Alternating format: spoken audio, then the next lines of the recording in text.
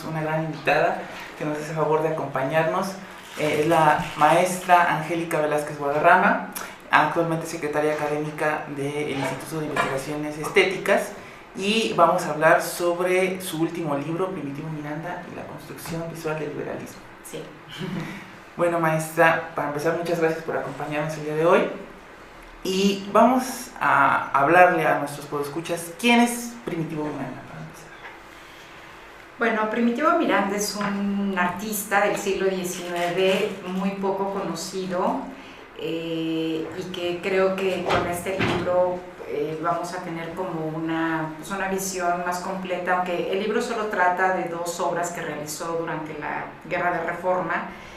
Bueno, yo trato de dar como un panorama general también de la totalidad de su producción. ¿Por qué sería un poco desconocido Primitivo Miranda si usted bien dice en su libro tuvo una producción pues considerable en su tiempo? Sí, considerable. Bueno, siempre hay artistas, digamos, que llegan a entrar como en el canon o en los discursos de la historiografía porque como cumplen con ciertos requisitos o su obra queda en las colecciones públicas, ¿no? Esto es muy importante, realmente cuando nosotros nos acercamos a conocer el pasado, el arte del pasado, bueno, con qué contamos con las cosas que están a la mano. Entonces, si la obra de estos artistas queda en una colección pública, bueno, es más fácil que luego los historiadores se ocupen de ellos o los conozcan que de aquellos artistas cuyas obras pues no se encuentran, ¿no?, en las colecciones, en los museos públicos. Es el caso que comentábamos hace rato con tu compañera sobre las mujeres artistas, ¿no?, que son una de los problemas principales para su estudio, pues es que las obras siguen en colecciones particulares, ¿no? Sí. Bueno, esto es un poco lo que le pasa a Primitivo Miranda, pero creo que también pasó que él fue un alumno pensionado, becado por la Academia de San Carlos en Europa, estuvo en Roma un buen tiempo y cuando regresa a México la Academia no lo acoge como al resto de sus compañeros que hicieron lo mismo, o sea, no lo acoge en el claustro de profesores para que se integre, ¿no?, a la planta docente, aunque bueno, sí expone y todo esto. En ese momento, cuando él regresa, la academia está como en pleno auge, llevándose a cabo este gran proyecto intelectual y artístico de los conservadores. Digamos que toda la élite intelectual del Partido Conservador se encontraba de alguna manera como concentrado en la academia. Él cuando llega, yo creo todavía a principios de los 50, en 49, él no creo que tenga todavía como una posición política muy clara, llega y expone en los salones de la academia, pero después de una época, después de cierto tiempo, va a separarse totalmente de la academia y va a tener también como un estilo totalmente contrario al estilo oficial de la academia. Aunque él hizo algunas obras, digamos, dentro de este estilo, como su Abel, por ejemplo, que está en el Museo Regional de Querétaro, él va a tener un rompimiento estilístico y lo que propone el libro es que este rompimiento estilístico no solamente es en cuanto a la forma, porque siempre a veces se suele como separar la forma y el contenido en una obra y es un solo lenguaje, van entramados, van juntos. Y este rompimiento estilístico tenía que ver también como con un cambio de postura o un compromiso político, que es lo que yo veo en las dos obras que comenta la pintura. Y, por ejemplo, este rompimiento también no se debería a que él fue alumno de San Carlos antes de esta reestructuración que se hace con la lotería. Él fue alumno, sí, efectivamente, a él le tocó ya la academia renovada de la época de Vilar y de la época de Clavé. Él estudia con los antiguos, con los maestros de antes, con Mata, por ejemplo, va a estudiar también con Terrazas, porque al mismo tiempo que es pintor es también escultor y de buenas esculturas, ¿no?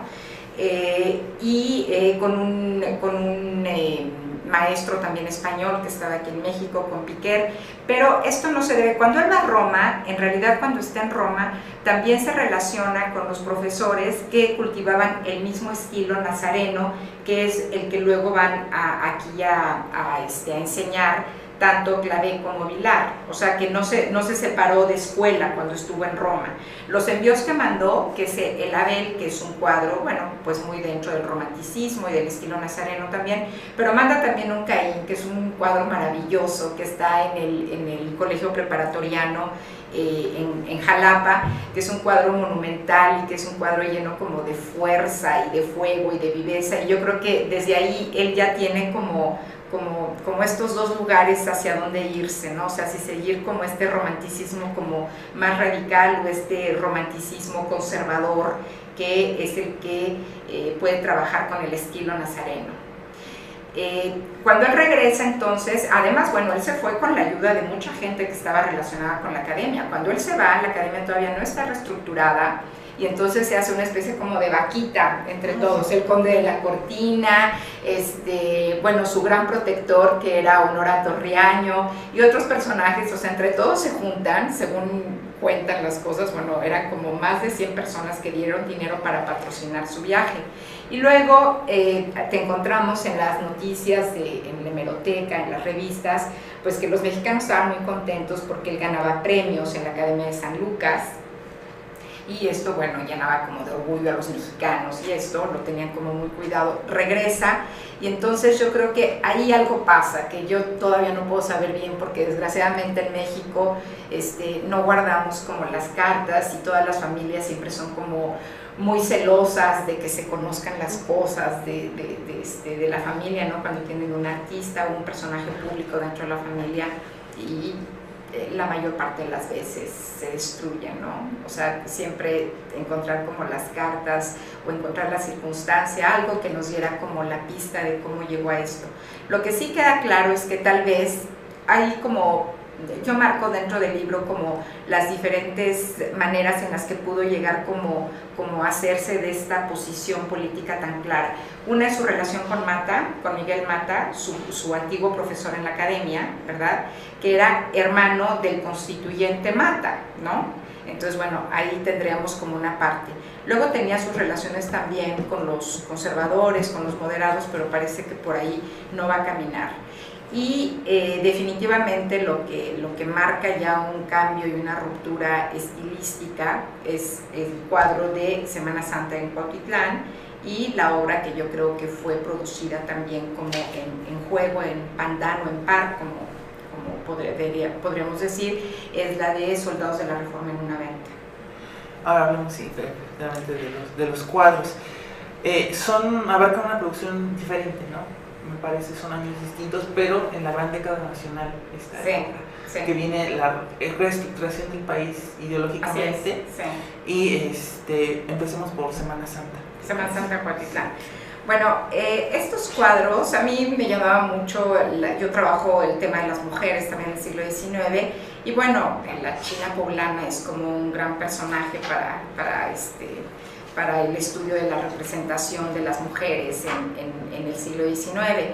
Y bueno, siempre me llamó mucho la atención la China, ¿no? Y por ahí como que me empecé a acercar el cuadro, pero luego son cuadros que estuvieron en una exposición en la que yo participé curando la parte del siglo XIX, que fue en el Palacio Iturbide, ya hace muchos años, y las puse en lugares distintos. Por ejemplo, de Semana Santa de Cuautitlán la puse en las prácticas religiosas, y así se llama ese núcleo, y Soldados en la Guerra, pues los puse, Soldados en la Reforma lo puse en el núcleo de la guerra, ¿no?, donde está la representación cotidiana y el intercambio entre los soldados, digamos, y la población civil. Y ahí ya desde entonces me di cuenta, yo dije, qué raro, no siempre pasa que el cuadro está firmado y está fechado, ¿no? Y entonces dije, ay, están los dos firmados, y no solo están fechados en 1858. Y bueno, cuando nosotros nos vamos a ver la historia de México en 1858, bueno, me doy cuenta que, bueno, pues que es este año de gran efervescencia política, ¿no?, después del golpe de estado de Comonfort, y luego, por otro lado, también, bueno, el país verdaderamente en una guerra civil cruenta, muy difícil, porque era una guerra también ideológica. Yo siempre les digo a mis alumnos que esta guerra de reforma la debemos como de entender como la Revolución Francesa, o sea, significa eso nuestra historia, es verdaderamente el gran rompimiento político, social, cultural, económico, todo se da precisamente, no tanto en 1821 como después de la Guerra de Reforma. Entonces ahí sí que hay una transformación del país en todos los aspectos. Entonces, claro, yo me puse a ver un poco, a ver esta historia de los primeros meses de 1858, y entonces, bueno, se da uno cuenta, ¿verdad?, de todos estos problemas que había traído como la Constitución, que no era aceptada, ni los liberales quedaron contentos con ella, ¿no?, porque no estaba suficientemente radical para algunos como querían, y los otros tampoco estaban de acuerdo, o sea, la veían verdaderamente como un documento que no tenía que ver nada con la población, con la situación de México, etcétera, o sea, nadie quedó contenta con ella, y se empieza como esta guerra, ¿no? Y entonces, en esta guerra que en un primer momento están ganando los conservadores, y claro, cuando uno ve el cuadro, ¿no?, y entonces parece un cuadro como un tanto, pues, de pintura, de vida cotidiana, ¿no?, y aparece ahí la procesión y todos como divertidos, contentos, participando de esto, pero haciendo ya un tejido como mucho más fino del momento histórico, pues nos damos cuenta que en realidad lo que Miranda está haciendo aquí es como una gran crítica precisamente a estas prácticas religiosas que habíamos heredado de la colonia, que todavía estaban como vigentes en algunos pueblos como de Cuautitlán aquí, y que esta presencia tan protagónica de la China en el centro, en el primer plano, volteándonos a ver, ¿no?, como formando este enlace entre la escena que se está desenvolviendo atrás y nosotros como espectadores, y por otra parte todas estas connotaciones pues un tanto negativas, un tanto digamos ambivalentes también que se tenía sobre la China en este momento, pues me hace pensar que esto está visto desde un punto de vista crítico, ¿no? Por otra parte también, si nosotros pensamos la manera en que se concibió la historia en el siglo XIX, ¿no?, o sea, el siglo XIX es el gran siglo de los historiadores. Todas las grandes historias nacionales se escriben desde finales del XVIII y sobre todo en el siglo XIX. Y bueno, me doy cuenta también que esto, además de ser, o no solo es una pintura de costumbrista, sino que también puede ser una pintura de historia. ¿En qué sentido? Bueno, en el sentido, por ejemplo, en que los liberales, los historiadores liberales del siglo XIX concebían también la historia. O sea, tenían una manera muy diferente de concebirla, y también los artistas, los pintores que hacían pintura de historia, dependiendo de su posición conservadora o liberal, tenían una manera también diferente de representarla. Me voy a explicar. Por ejemplo, para los historiadores y para los artistas conservadores, la representación de un suceso histórico tenía que estar siempre presidido por un personaje protagónico, que nosotros conociéramos, que quedara visualmente perfectamente separado del resto de los personajes. Escoger también un momento significativo dentro de la vida de ese personaje o del hecho, del suceso histórico, ¿no?, que era lo que le daba como el pathos a la pintura. Y entonces decíamos, bueno, si no se trataba de Napoleón, es Alejandro Magno, o es Leónidas, o cualquier personaje de la historia antigua o de la historia moderna, ¿sí? Y en cambio, porque ¿qué hay detrás de esta concepción de la historia? Atrás de la concepción de esta historia está la idea de que hay un líder siempre que es el que va a llevar, ¿no?, a los pueblos a su destino final, ¿no?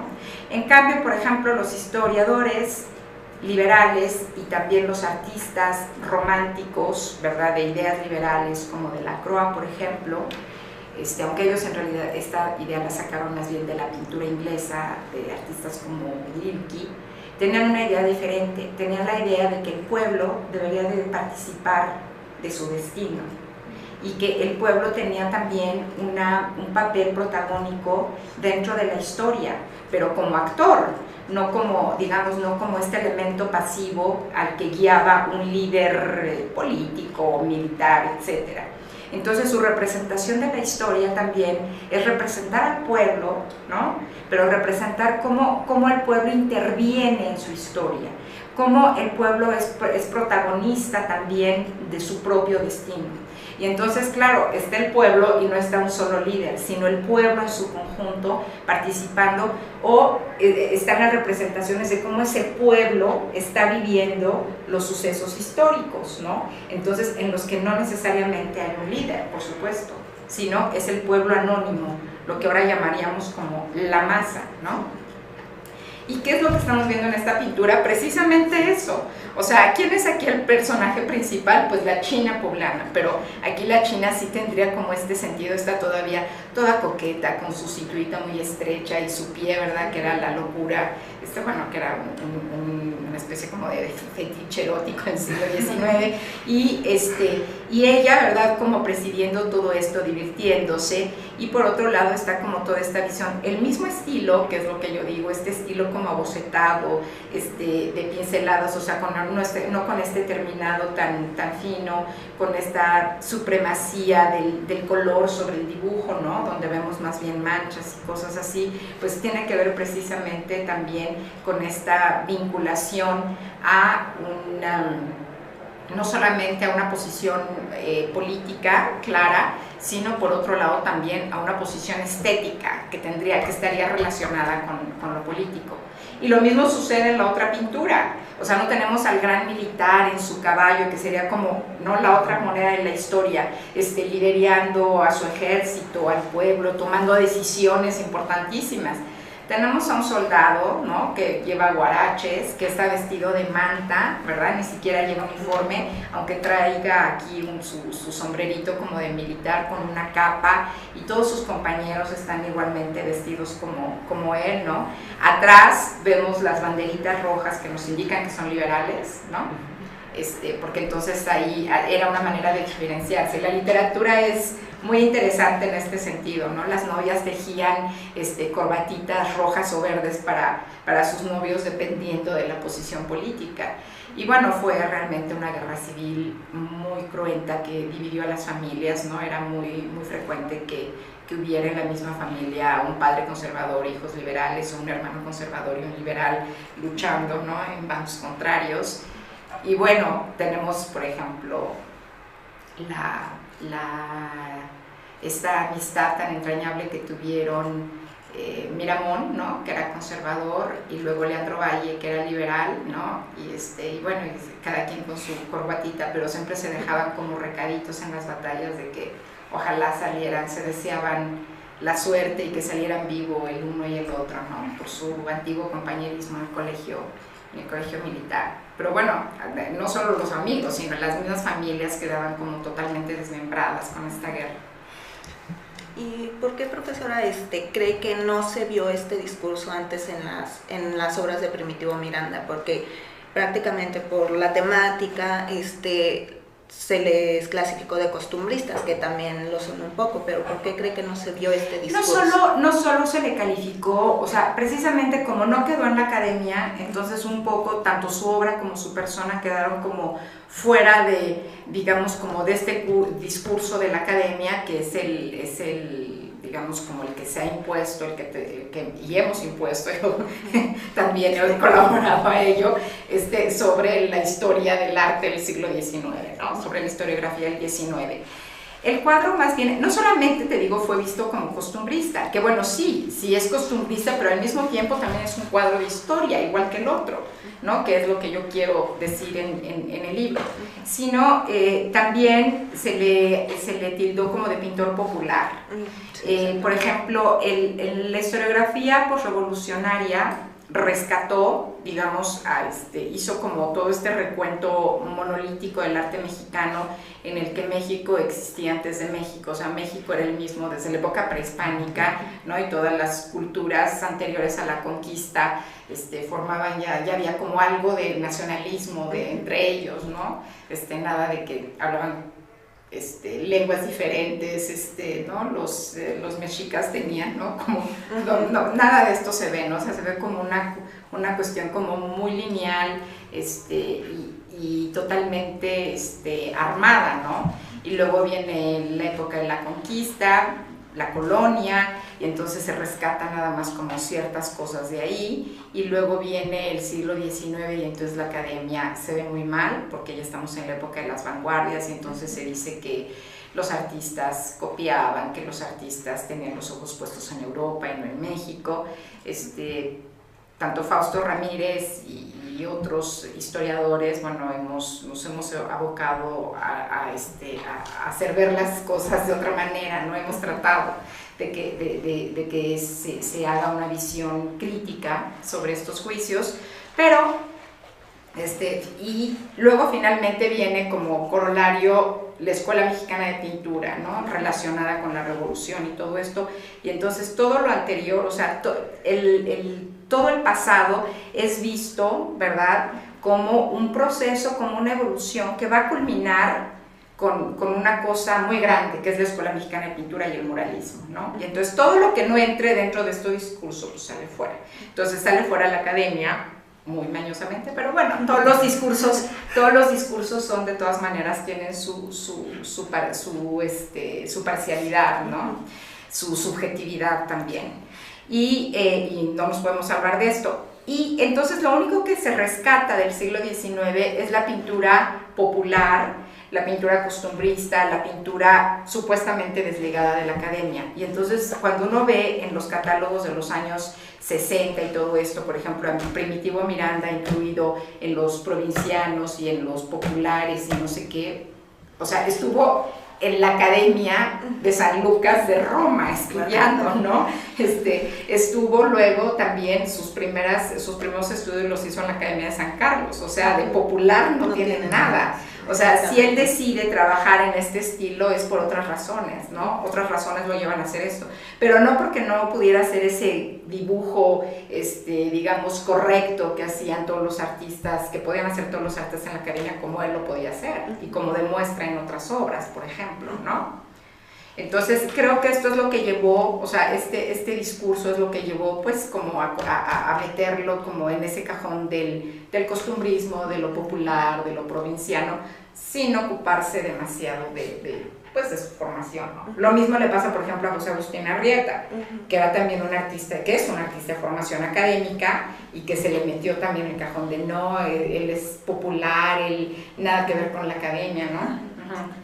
Y bueno, lo importante y lo interesante que se me hizo del libro es el discurso político que usted rescata del cuadro, sí, la afiliación, sí, porque como bien decía, el discurso que se hace siempre del arte, en este caso lo encontramos perfectamente en Primitivo Miranda por su filiación liberal, y posteriormente lo vemos también con su filiación hacia los allegados al plan de Tuxtepec, ¿no? Y que va a seguir su carrera a través de eso. Sí, queda clarísimo. O sea, un poco ya desde que él llega, por ejemplo, desde que él llega va a estar como, se va a vincular, bueno, con Mata, con estos grupos liberales, y por ejemplo también con Cordero, con Juan Cordero. Juan Cordero, desde mi punto de vista, nunca tuvo como una afiliación política concreta. O sea, se ha dicho que él está representado como indígena en el cuadro, que es un autorretrato de él, bueno, obviamente, pero un autorretrato donde se pinta como indígena, ¿no?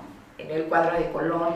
En realidad yo no le veo ninguna posición, interés político, y eso no lo hace tampoco, digo, muy libre, ¿no? Como todas las personas de estar muy, digamos, comprometidos con alguna idea política o no, ¿no? Pero él más bien como que le convino, él primero, por ejemplo, coquetea con Santana porque quiere ser director en la Academia de San Carlos, no se le hace, entonces luego, bueno, se va por allá, regresa, luego otra vez viene Maximiliano y también, ¿no? O sea, quiere granjearse la simpatía de Maximiliano, o sea, eso es como no tener como una clara idea política, él donde le viniera bien, ¿no? Él lo que quería pintar y hacer sus cosas, ¿no? Y eso está bien. Pero, por ejemplo, de Miranda queda claro, se desvincula de la academia, ¿no? O sea, porque entonces hay que comprobar lo que estoy diciendo, o sea, hay que comprobar que realmente esto sí se hace. Entonces, bueno, se desvincula de la academia. En la prensa salen de vez en cuando como estas cosas. Marta también por otro lado los pone así como, estos son, en la academia están los conservadores, ¿no? Los extranjeros, los españoles, y estos artistas que son tan buenos, Miranda y Cordero, ¿no? O sea, Marta y luego y sobre todo Zarco, y Zarco les hace también el juego, ¿no? En la prensa. Inclusive, por ejemplo, también me pareció interesante porque los liberales son los que convierten el mito de la Constitución de 57 y claro. Es de lo que nos habla este cuadro, ¿no? Sí. Mitifican la Constitución de 57 y ahí vemos la afiliación precisamente de Primitivo Miranda. Sí, yo no sé qué tan, esto más bien habla como de la guerra. Algo que me parece como muy interesante es que cuando él pinta los cuadros en 1858, la guerra acaba de empezar y realmente él no sabe si van a ganar los liberales o los conservadores. No se sabe quién va a ganar, ¿no? En este momento están ganando los conservadores, ¿no? Y entonces por eso otra vez, aunque ya hubo la promulgación de la Constitución y todo esto, están haciendo las leyes de reforma, esta procesión se hace precisamente en 58, ¿no? Cuando ya esto se supone que está prohibido, ¿no? Entonces tenemos también como las dos caras del pueblo, ¿no? Aquí el pueblo todavía como atado a las viejas tradiciones, al fanatismo también, que era lo que tanto, lo que querían combatir los liberales, porque eso impedía como el progreso del pueblo. Y por otro lado tenemos al otro pueblo también, ¿no? O sea, vestido de manta, son indígenas, son así, que están también como, pero que están luchando por la Constitución, ¿no? O sea, o por la reforma, por la guerra. Aunque ahí las cosas son como más ambiguas, como yo veo, porque toda la literatura también de la época, o sea, pensamos que los que hicieron la Constitución y todo eso, pues eran las clases medias, ¿no? Parte de las clases altas, las clases que tenían derecho a acceso a la educación, y siempre vieron con mucha desconfianza al pueblo. O sea, pero finalmente se dan cuenta, sobre todo con la invasión francesa, pues que el pueblo fue capital, o sea, precisamente toda esta gente de los pueblos, decir que se unió para luchar o así, fue capital para haber ganado la guerra, ¿no? Pero aquí no saben de repente hacia dónde se va a ir el pueblo, o sea, ¿a quién va a escuchar el pueblo? ¿A quién va a escuchar toda esta masa que no tiene la formación que ellos sí tienen, ¿no? ¿Al sacerdote o a ellos, ¿no? Y bueno, hubo para las dos partes también, ¿no? O sea, ¿en qué momento se les iban a voltear y entonces iban a preferir hacerle caso al sacerdote, ¿no? que a las leyes civiles? O sea, ¿para dónde se iban a mover? Entonces sí les daba como mucho temor. Por eso tampoco no les querían dar el voto, porque decía, les vamos a dar el voto y luego van a ser manipulados, ¿no? Por la iglesia y todo esto, y entonces no era fácil. Por eso creo también que el segundo cuadro, el de Soldados de la Reforma, no es como transparente el mensaje, como me parece que en este cuadro sí es como muy claro, ¿no? Por parte del artista. Y sí, su vinculación posterior, como tú dices, queda claro que con el ascenso también, inmediatamente también desde el triunfo, ahí lo pretenden, le mandan a hacer una comisión en la academia, o sea, desde que llegan los liberales lo mandan llamar a él, ¿no? Pero él dice, no, las clases, o sea, ya no estaba como tan joven, me va a quitar mucho tiempo, no voy a poder como dedicarme a la academia, pero inmediatamente en República Restaurada lo llaman para ser jurado en la academia y así, o sea, le vuelven a dar un reconocimiento que en la academia conservadora no había tenido, obviamente, y que cuando llegan ya los liberales, inmediatamente lo reconocen como un gran artista. Todavía, bueno, y luego le ofrecen todos estos puestos con la llegada de Porfirio Díaz, en diciembre de 76, inmediatamente le ofrecen el puesto que se ocupe en la academia, le ofrecen una cátedra en la academia. Y bueno, finalmente no la acepta, pero sigue vinculado con todos los grupos liberales, ¿no? Hace como las esculturas para el paso de la Reforma, esta escultura Melchor Ocampo, la escultura de Morelos, ¿no? En el estado de Morelos. Y está como vinculado a todos estos proyectos, a los proyectos de Riva Palacio, ¿no? En el Libro Rojo, en fin, o sea, sí inmediatamente toda su producción es para crear, para construir las imágenes de los liberales. Y bueno, a mí me llamó mucho la atención que en su libro menciona que Primitivo Miranda hace la mirada roja de la ideología liberal. ¿Por qué menciona esto de la mirada roja? Bueno, un poco rojo, jugando con lo de las corbatitas que les platiqué, ¿no? Las verdes eran los de los conservadores, las rojas de los liberales, y él trae puesta la corbata roja, entonces un poco por la mirada, porque lo que él nos está presentando en estas pinturas es realmente la manera en que un liberal está viendo las cosas en 1858, cuando van perdiendo la guerra y no saben quién va a ganar. En ese momento los liberales iban perdiendo la guerra, ¿no? Entonces por eso es como su mirada roja, es un juego, ¿no? Ahora, la elección del lugar donde se realiza este cuadro y también me parece destacable, sí, porque es Cuautitlán, sí, un lugar que, bien decía el dicho de la abuela Rodríguez, todo fuera de México. Fuera de México, entonces Cuautitlán. Sí, ¿no? Y que lo que nos demuestra con esto es dar un panorama general de lo que se vivía en México, ¿no? O sea, no solo es la representación del lugar, sino en general de lo que se estaba viviendo en todo el país. Bueno, no podría yo decir en todo el país, porque en realidad todo lo que yo investigué, por ejemplo, vine aquí al archivo de la Ciudad de México, ¿no? Para ver todo lo que pasaba en el año de 58 y 57, 58, 59, ¿no? Este cambio, por ejemplo, de gobierno cuando vuelven a tomar la capital, los conservadores echan para atrás todas las leyes de los liberales y todos los edictos y esto que se hacían aquí. En fin, yo esto lo circunscribiría solamente a la Ciudad de México y a sus alrededores. Y bueno, Cuautitlán era uno de estos pueblos de los alrededores que, como el de Tacubaya, como nos contaba Guillermo Prieto, todavía se seguían llevando todas estas procesiones de Semana Santa, pues como en la época colonial, ¿no? Pero que en el centro de México ya se habían prohibido varias. Porque bueno, todo esto empezaba, tenía como realmente muy poco de religioso y sí tenía mucho de fiesta. Y luego era la manera de ver también las fiestas desde el punto de vista de los intelectuales liberales o conservadores, porque ellos reprueban este tipo de cosas religiosas, y aunque no religiosas, o sea, esto de que la gente se gaste el dinero en pagar la fiesta del santo, ¿no? En el santo patrono y todo esto, cuando piensen que podrían invertirlo en otra cosa, o de que esto termine pues con el uso de bebidas alcohólicas, ¿no? Que las cosas terminen muy mal al final de la procesión, ¿no? Y que esto realmente esta representación de romanos y de soldados romanos y de esta representación, ¿no? Que se hacía, pues que realmente eso no tenía que ver con la verdadera religión católica, ¿no? Ahora, se escoge Cuautitlán por eso, porque aquí todavía se llevaban a cabo estas cosas, como en la Ciudad de México ya se habían prohibido, ¿no? Ya no se llevaban a cabo así.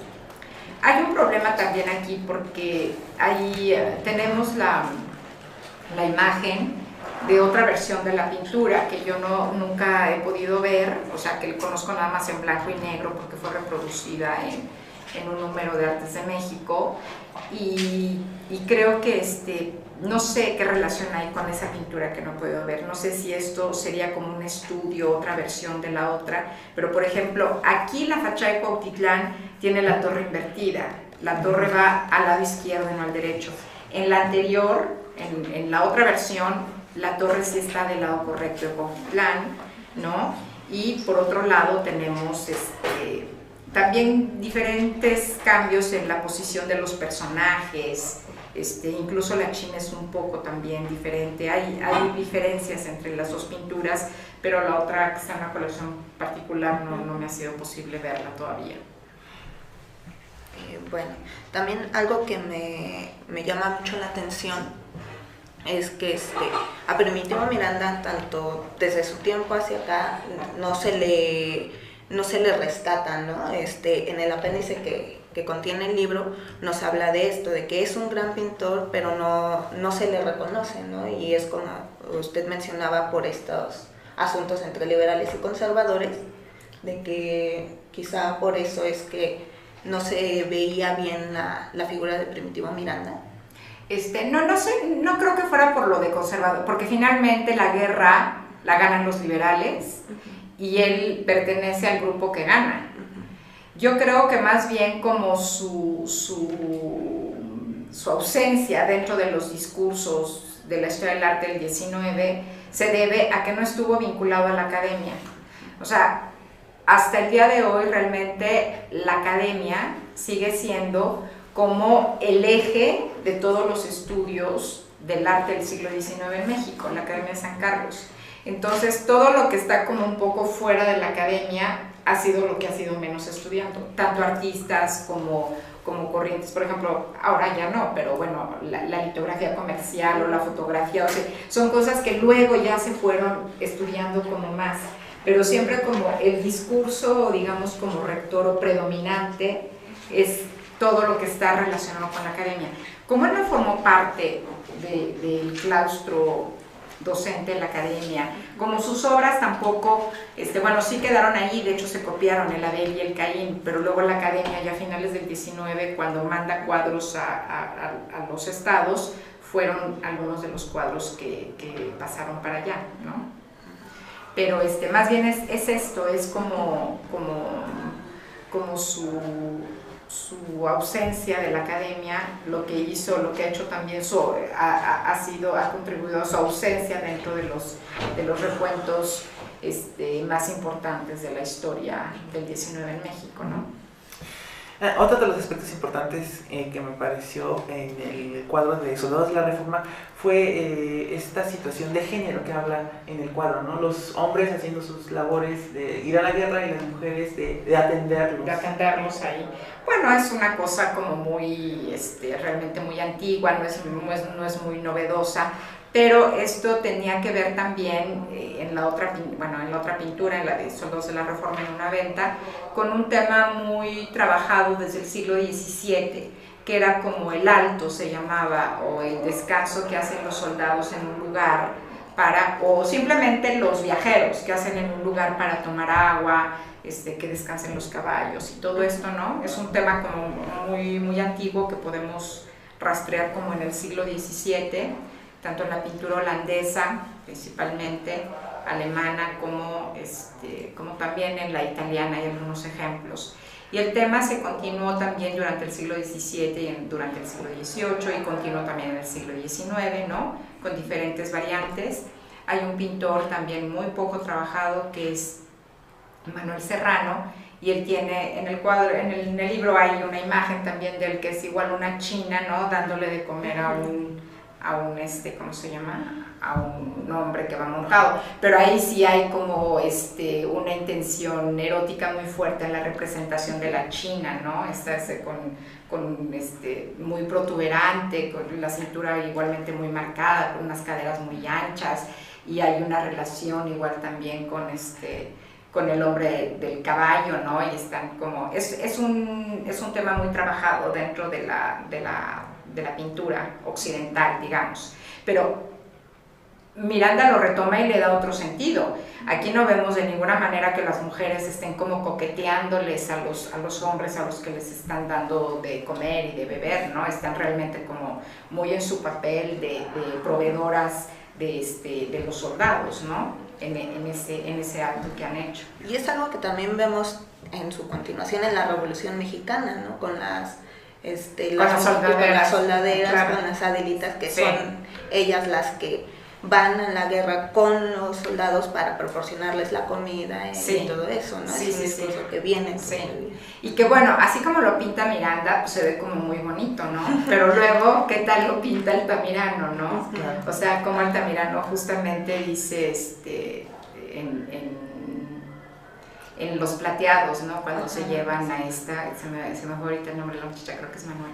Ajá. Y es Manuela, y entonces cuando ve lo que tiene que hacer, ¿no? Y cómo las tratan, y luego cómo también, bueno, las golpean, y o sea, no era así como tan bonito, ¿no? Como lo pone Miranda, ni tan correcto, y seguramente que tampoco debió ser así en la Revolución, ¿no? Bueno, no pues necesariamente. Le agradecemos mucho su tiempo. Los invitamos. Gracias por su invitación. a adquirir el libro de la maestra. Se encuentra en librerías de la UNAM y si son alumnos ya saben tienen el descuento especial. No todo el que siempre tenemos porque es coedición con sí. el Instituto Nacional de Antropología e Historia, que bueno, como los dos cuadros pertenecen a museos que son del INAH, pues pareció como que era una buena idea trabajarlos en coedición con ellos, ¿sí? De todos modos es una buena inversión para todos los interesados en historia del arte y les agradecemos su tiempo. Muchas gracias por su atención. Hasta luego. Hasta luego.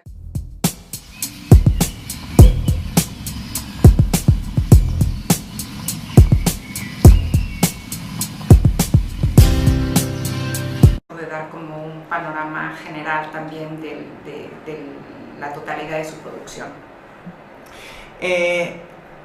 ¿Por qué sería un poco desconocido Primitivo Miranda si usted bien dice en su libro tuvo una producción pues considerable en su tiempo? Sí, considerable. Bueno, siempre hay artistas, digamos, que llegan a entrar como en el canon o en los discursos de la historiografía porque como cumplen con ciertos requisitos o su obra queda en las colecciones públicas, ¿no? Esto es muy importante, realmente cuando nosotros nos acercamos a conocer el pasado, el arte del pasado, bueno, con qué contamos con las cosas que están a la mano. Entonces, si la obra de estos artistas... Una gran invitada que nos hace favor de acompañarnos es la maestra Angélica Velázquez Guadarrama, actualmente secretaria académica del Instituto de Investigaciones Estéticas, y vamos a hablar sobre su último libro, Primitivo Miranda y la construcción visual del liberalismo. Sí. Bueno, maestra, para empezar, muchas gracias por acompañarnos el día de hoy. Y vamos a hablarle a nuestros podescuchas, ¿quién es Primitivo Miranda? Para empezar. Bueno, Primitivo Miranda es un artista del siglo XIX muy poco conocido y que creo que con este libro vamos a tener como una visión más completa, aunque el libro solo trata de dos obras que realizó durante la Guerra de Reforma. Bueno, yo trato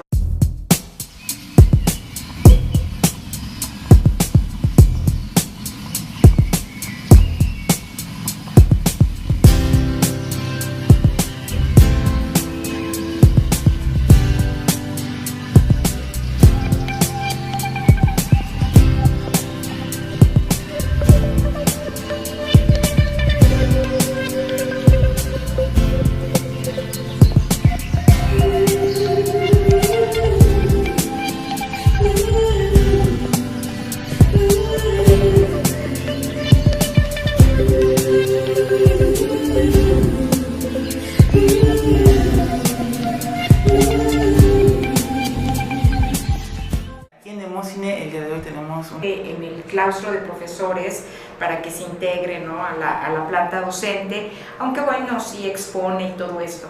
En ese momento, cuando él regresa, la academia está como en pleno auge, llevándose a cabo este gran proyecto intelectual y artístico de los conservadores. Digamos que toda la élite intelectual del Partido Conservador se encontraba de alguna manera como concentrado en la academia. Él cuando llega, yo creo todavía a principios de los 50, en 49, él no creo que tenga todavía como una posición política muy clara, llega y expone en los salones de la academia, pero después de una época, después de cierto tiempo, va a separarse totalmente de la academia, queda en una colección pública. Bueno, es más fácil que luego los historiadores se ocupen de ellos o los conozcan que de aquellos artistas cuyas obras pues no se encuentran, ¿no?, en las colecciones, en los museos públicos. Es el caso que comentábamos hace rato con tu compañera sobre las mujeres artistas, ¿no?, que son una de los problemas principales para su estudio, pues es que las obras siguen en colecciones particulares, ¿no? Sí. Bueno, esto es un poco lo que le pasa a Primitivo Miranda, pero creo que también pasó que él fue un alumno pensionado, becado por la Academia de San Carlos en Europa, estuvo en Roma un buen tiempo y cuando regresa a México la Academia no lo acoge como al resto de sus compañeros que hicieron lo mismo, o sea, no lo acoge.